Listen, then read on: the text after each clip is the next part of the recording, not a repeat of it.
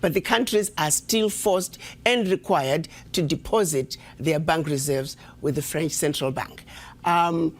So picture this situation. You are depositing all your monies with France. Should you need some of your money, you get it as a loan at commercial interest rates. So immediately, you have a credit with France, but you begin to owe France. This has been going on and continues to this day. So combined, the 14 countries are giving to France cash, cold hard cash, over $500 billion every year. And France takes that money and invests it in its own stock market under the French name, and the countries may or may not know the returns.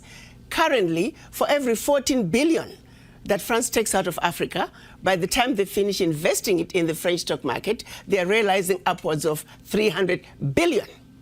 So you do the math to see how much money France is taking out of Africa every year. And yet France has the audacity to then look at African countries and call them poor countries. Why would poor African countries give $500 billion to France year in and year out?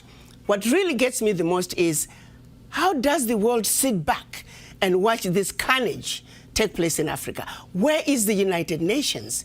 This is the body that's supposed to be looking out for any violations of human rights. It is my humble opinion that singularly, what France is doing to Africa is the biggest violation of human rights.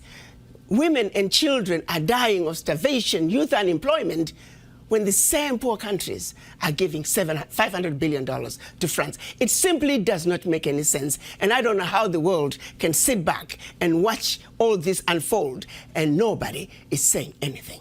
It's unacceptable. It is wrong, and we're simply asking France to do what is right, what is just, and what is fair with the Africans.